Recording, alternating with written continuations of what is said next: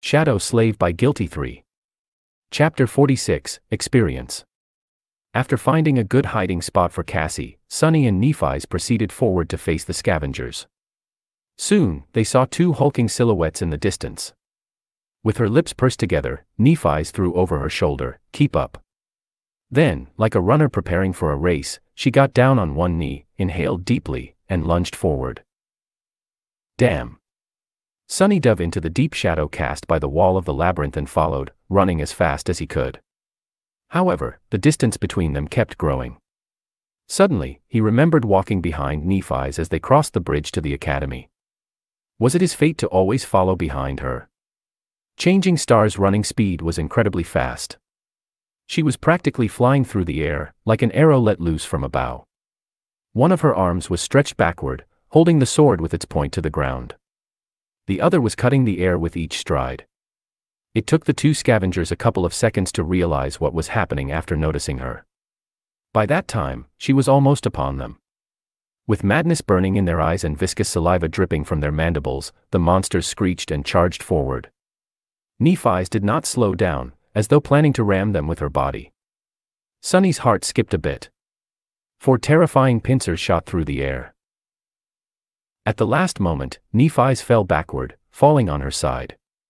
The inertia carried her forward as she slid through the mud, passing between the scavengers. Then, she twisted her body and stopped herself by plunging the sword into the ground. A bit slower, and she would have been impaled by one of the scavengers' legs. Crazy. She's crazy. By the time Changing Star got back to her feet, one of the scavengers had already turned around. However, Sunny couldn't see what was going on as his sight was blocked by the bulky carapace creatures. He only heard the sound of chitin striking against steel. There was no time to worry about that anyway, since he had his own problems to solve. Due to the insane maneuver that Nephi's had pulled off, the second scavenger lagged a little behind the first one. It was just about to turn around when Sunny finally got close enough to launch an attack. Silently cursing, he ran up a narrow protrusion on the coral wall and jumped, aiming to pierce the weak point at the scavenger's back from above. His shadow was already wrapped around the azure blade. But at the last moment, the scavenger suddenly moved, slightly turning its torso to the right. The blade missed the concave spot where the armor plates connected and instead hit one of them square in the center, sliding helplessly across adamantine chitin. Crap! Instead of killing the beast with one decisive blow, Sunny ended up dealing no damage at all. What's worse, he landed right on top of the scavenger, practically hugging it from behind. In the next moment, the scavenger shook its carapace, throwing the irritating human off. Sunny flew sideways and crashed into the labyrinth wall, feeling breath being knocked out of him. Suffocating and disoriented, he fell gracelessly into the mud. Not good. By some instinct, Sunny rolled to the side. Something tore past him and hit the wall, sending pieces of crimson coral flying through the air. Then, he was lifted into the air and thrown backward. But by that time, however, he had already come to his senses. Twisting his body, Sunny managed to land on his feet and take a few steps back without falling. In the next second, his sword was in front of him, held in both hands just like Nephi's had taught him. The scavenger was already charging at him with a menacing fire burning in its eyes. Repetition. Experience. The shadow flowed from the azure blade to his hand, then spread to his arm, shoulder, and then finally covered his whole body. Sunny instantly felt stronger, faster, more resilient. But was it enough? No. To survive, he would definitely also need some luck. One pincer flew at him from the right, the other from the left. There was no time to retreat or dodge sideways. So, instead, Sunny did something that made every instinct in his body scream in protest. He jumped forward, closing the distance to the charging monster. The pincers clashed together with a loud crack behind his back. Instinct or not, it was the only logical step. After all, the attack range of his sword was much shorter than that of the scavenger. He could only fight back by getting close. Before the beast had time to react, Sunny did what he had recently done thousands of times. His muscles moved even before his mind gave the command. With one fluid motion, he raised the sword over his head and slashed downward, pushing with one hand while pulling with the other. His whole body moved in concert to deliver a powerful blow. The azure blade whistled as it cut the air. Then, it hit the joint of one of the scavenger's front legs and cleaved right through it, severing the limb entirely. Blue blood sprayed everywhere. Sunny had less than a second to be amazed. I actually did it. But there was no time to be distracted. Due to the loss of its front leg, the scavenger lost balance for a moment, careening forward and down. However, he had 7 other legs. This wasn't going to last long. Coincidentally, though, at this exact moment, his other front leg slid in the mud, bringing the monster even further down. Sunny did not waste this chance. Taking a step forward, he thrust the azure blade up, pushing it into the scavenger's mouth. A severed mandible fell to the ground as the monster impaled itself on the sword with its own weight. The massive body of the nightmare creature convulsed before falling still. It was dead. Sunny slowly exhaled, only now feeling the pain in his chest and at the back of his head. He carefully touched it and grimaced. His hand came back wet with blood. At least I'm alive. You have slain an awakened beast, carapace scavenger. Your shadow grows stronger. You have. With no time to listen to the spell, Sunny tugged on the sword to dislodge it from the monster's head and hurried to help Nephi's. However, it was too late.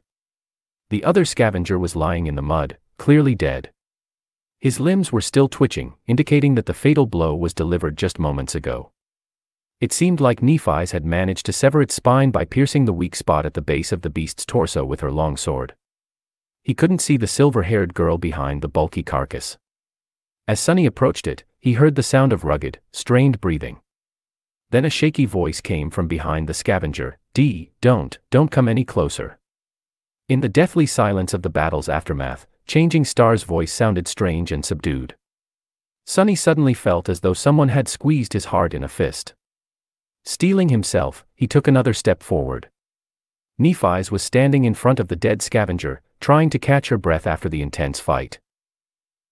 There was a bloody gash on her shoulder. However, it didn't look life-threatening. Sunny's attention, though, was instantly drawn to something else.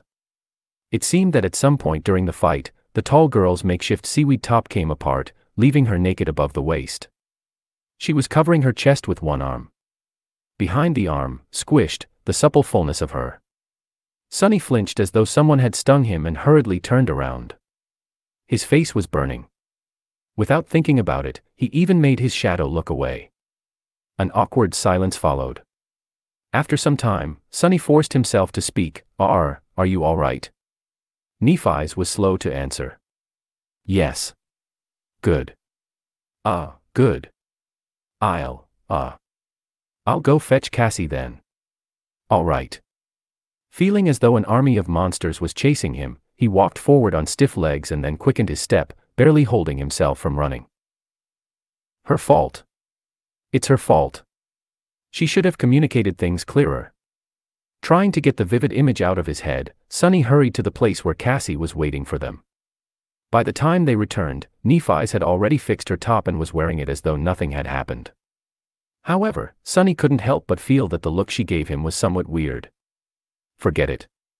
After checking the wound on his head, Changing Star said, "It's just a bleeder, nothing serious. Tell me if you feel dizzy and nauseous or have a strong headache, though." Since Sunny had none of these symptoms, he kept quiet. Nephi's looked down at his clothes and sighed. Memory.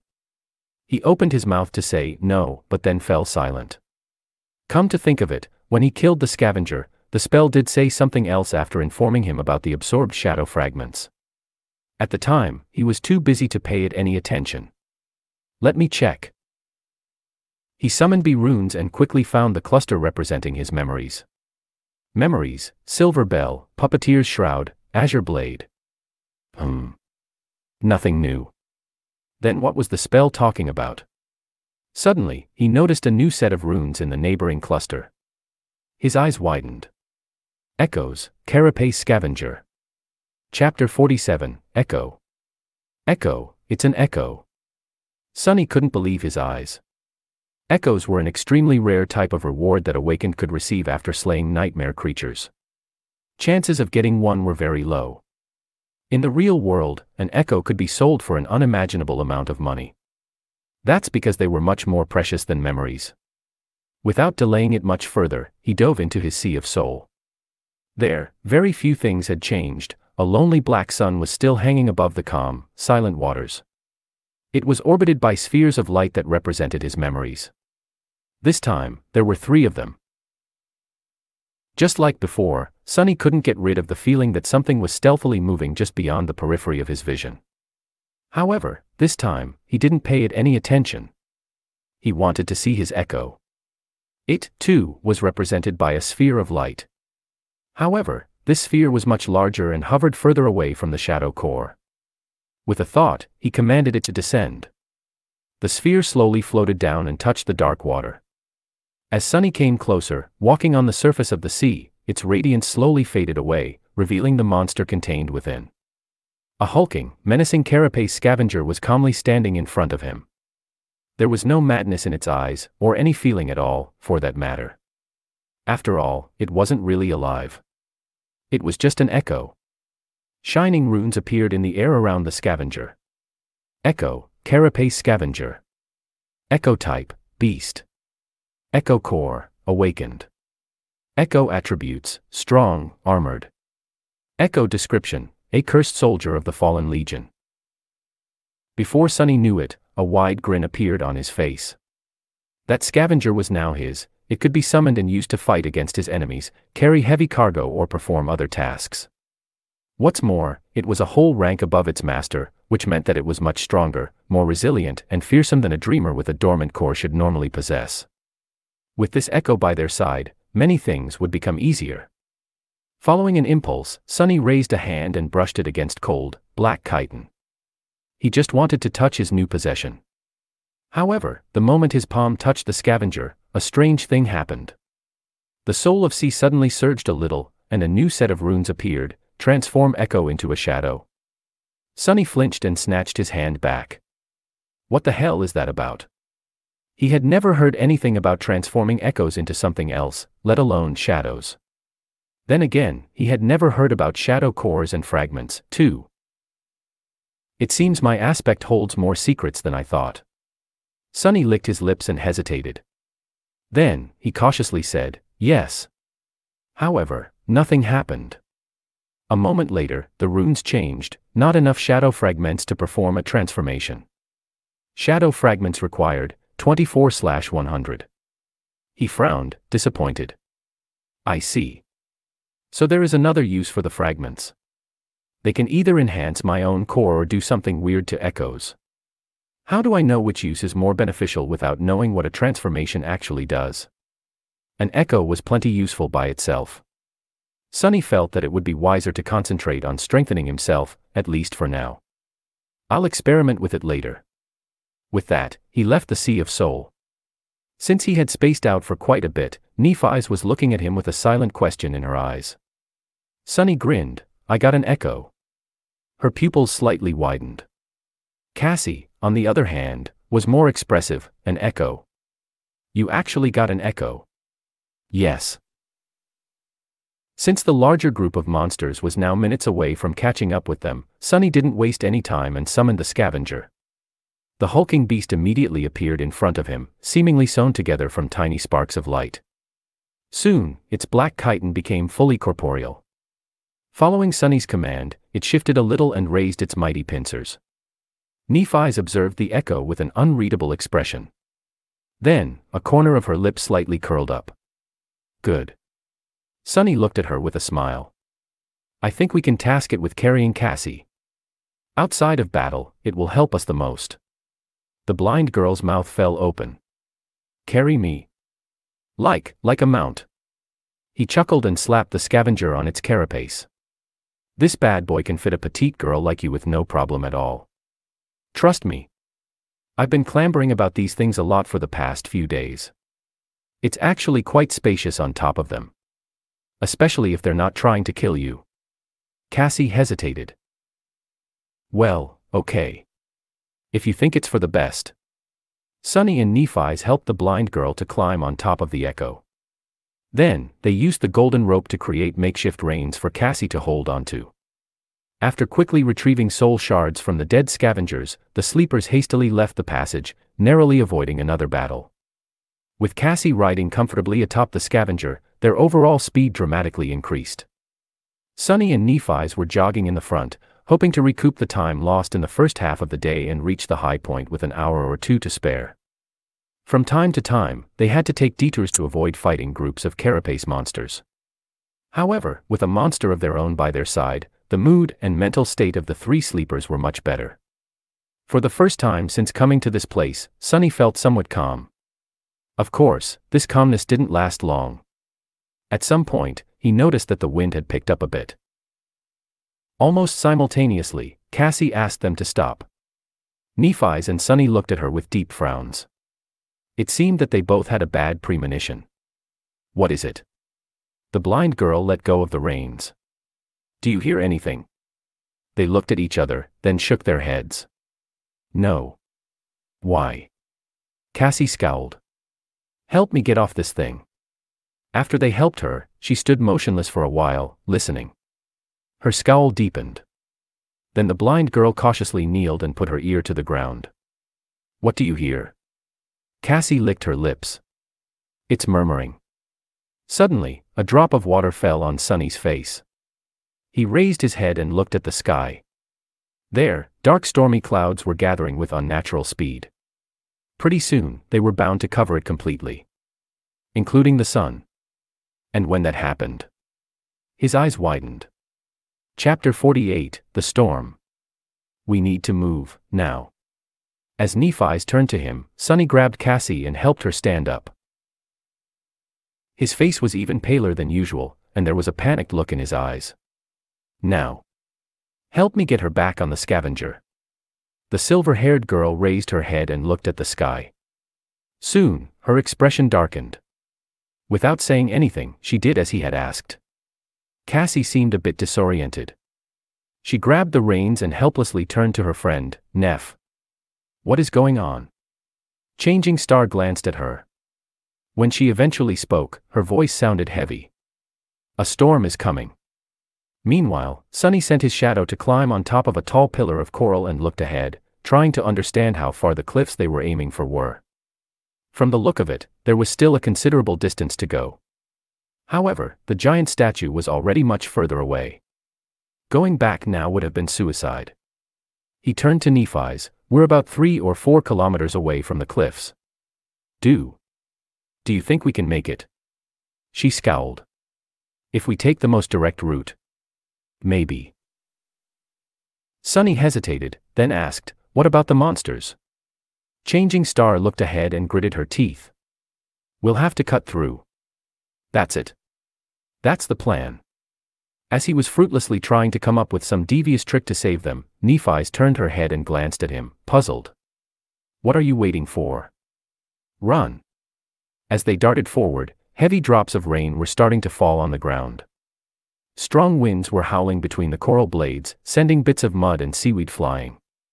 With storm clouds gathering in the sky, sunlight dimmed, and a cold twilight descended upon the labyrinth. Sunny was running with all his might, as though his life depended on it, because it actually did. He was leading their small group, choosing the straightest path toward the cliffs with the help of his shadow. Nephi's was a step behind him. The scavenger carrying Cassie was stomping through the mud with its 8 legs in the back. Without the need to avoid monsters and death breathing down their necks, they moved with amazing speed. Side passages and crimson walls were flashing past them in a blur. There was no need to hold back and conserve strength for the long run. If they were late to reach the cliffs by a minute, their lives would be over. They had to give it their all. Sunny was ready to fight a series of bloody skirmishes all along the way, but, to his surprise, the inhabitants of the labyrinth did not give them much trouble. The scavengers seemed to be as panicked as they were. The bulky beasts were busy trying to hide inside the coral mounds or burrowing underground.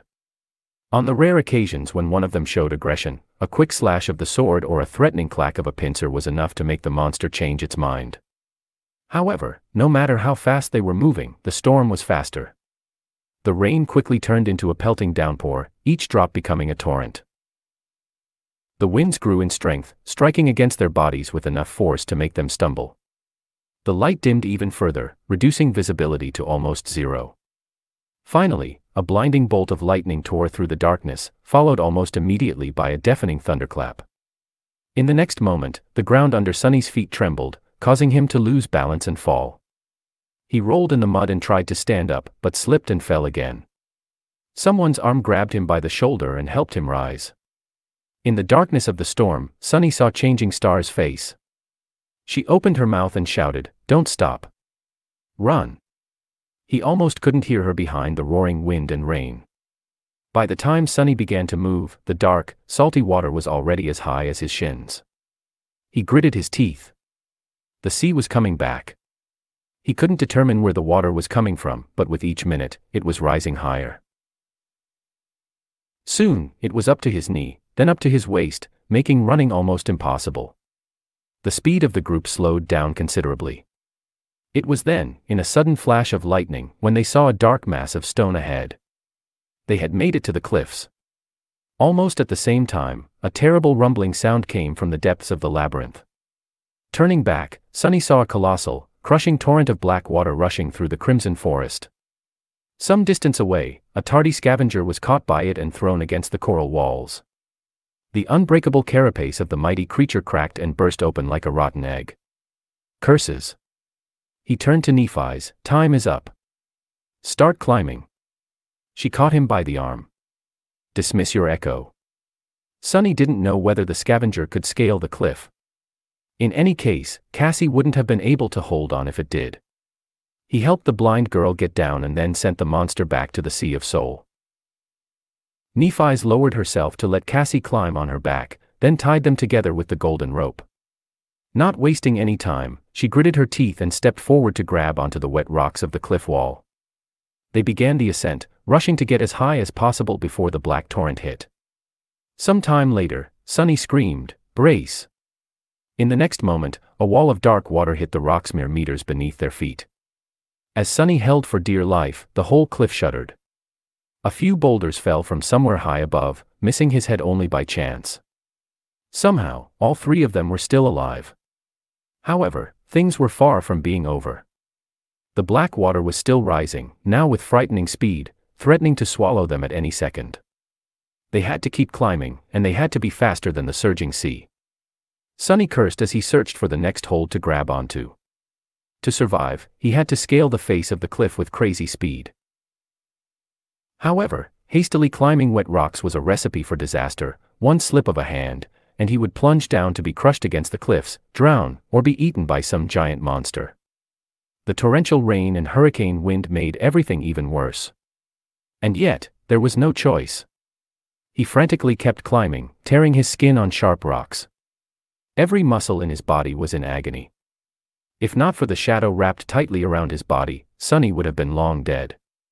But even with its help, the surging dark water was getting closer and closer. Damn it. Damn it all. No matter how hard Sunny tried, he couldn't win back any distance. Soon, the water was at his feet.